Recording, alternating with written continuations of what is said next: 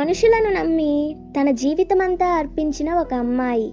కానీ అదే నమ్మకం ఆమెకు గాయమైతే? ఈరోజు మన కథలో సత్య అనే అమాయకమైన అమ్మాయి స్వార్థంతో నిండిన ఒక కుటుంబంలో ఎలా నలిగిపోయిందో తెలుసుకుందాం. సత్య చాలా సాధారణమైన అమ్మాయి.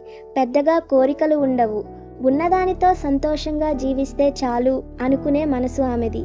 పెళ్లి తర్వాత ఒక పెద్ద ఉమ్మడి కుటుంబంలో అడుగుపెట్టింది. అత్త, మామ, భర్త, మరదలు అందరూ కలిసి ఉండే కుటుంబం. సత్యకి వంట చేయడం అంటే చాలా ఇష్టం. కానీ అదే ఇష్టం ఒకరోజు ఆమె బలహీనతగా మారింది. ఉదయం లేచిన దగ్గర నుంచి రాత్రి పడుకునే వరకు వంటింట్లోనే గడిపేది. ఇంట్లో వాళ్ళందరి ఇష్టాలు, రుచులు చూసుకుంటూ అలసిపోకుండా పనిచేసేది. కానీ భోజనం అయిపోయిన తరువాత మాత్రం వినిపించేవి ప్రశంసలు కాదు, విమర్శలే. ఉప్పు తక్కువయ్యింది, కారం ఎక్కువయ్యింది, ఇది ఇంకా బాగా చెయ్యొచ్చు, అలాంటి మాటలు ప్రతిరోజు ఆమె మనసును గాయపరుస్తూనే ఉండేవి. అంతకంటే బాధ ఏమిటంటే ఆమె భర్త కూడా ఎప్పుడూ ఆమెకు అండగా నిలబడలేదు. తన అమ్మ చెప్పిన మాటలే నిజం అనుకొని సత్య మనసును అర్థం చేసుకునే ప్రయత్నం కూడా చేయలేదు. ఒకరోజు సత్యకి తనకు ఎంతో ఇష్టమైన రంగంలో మంచి ఉద్యోగ అవకాశం వచ్చింది. ఆనందంతో ఆ విషయం ఇంట్లో చెప్పింది. కానీ ఆ ఆనందం ఎక్కువసేపు నిలవలేదు.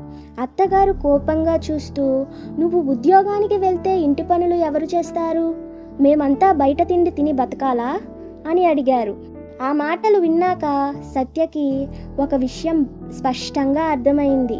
ఆ ఇంట్లో ఆమెను ఒక మనిషిగా కాదు, ఇంటి పనులు చేసే మనిషిలా మాత్రమే చూస్తున్నారు.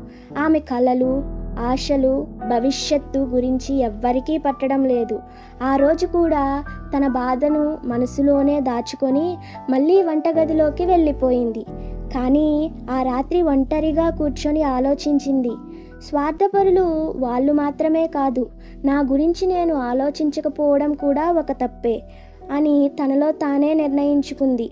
ఆ రోజు నుంచి తన జీవితాన్ని మార్చుకోవాలని సంకల్పించింది. పగలంతా ఇంటి పనులు చేసినా రాత్రిళ్ళు మాత్రం తన లక్ష్యాల కోసం చదవడం ప్రారంభించింది. కొత్త విషయాలు నేర్చుకుంది. తన నైపుణ్యాలను పెంచుకుంది. కొన్ని నెలల తర్వాత తనకు నచ్చిన చిన్న వ్యాపారాన్ని స్వయంగా ప్రారంభించింది. మెల్లగా తన కష్టంతో ఎదిగింది. ఇప్పుడు ఆమె ఎవరి మీద ఆధారపడాల్సిన అవసరం లేదు. తన కాళ్ళపై తాను నిలబడి తన జీవితాన్ని తన ఇష్టానుసారం జీవించడం ప్రారంభించింది. ప్రతి అమ్మాయి ఒక విషయం ఎప్పటికీ గుర్తుంచుకోవాలి. నిన్ను ప్రేమించడం కోసం కాదు, తమ పనులు చేయించుకోవడం కోసం మాత్రమే ఉపయోగించుకునే వాళ్ళు నీ సంతోషానికి ఎప్పటికీ విలువ ఇవ్వరు. నీ ఆత్మగౌరవాన్ని కాపాడుకునే చోటే నిజమైన ఆనందం ఉంటుంది. నీ జీవితానికి విలువ ఇవ్వు. ఎందుకంటే నీ కలలను నువ్వు కాపాడుకోకపోతే ఇంకెవరు కాపాడుతారు? అందరికీ నమస్కారం. ఆశా హార్ట్ఫెల్ట్ లైఫ్ ఛానల్ని సబ్స్క్రైబ్ చేసుకోండి. మీ ప్రేమ, మీ సపోర్ట్ మాకు చాలా విలువైనది. ధన్యవాదాలు.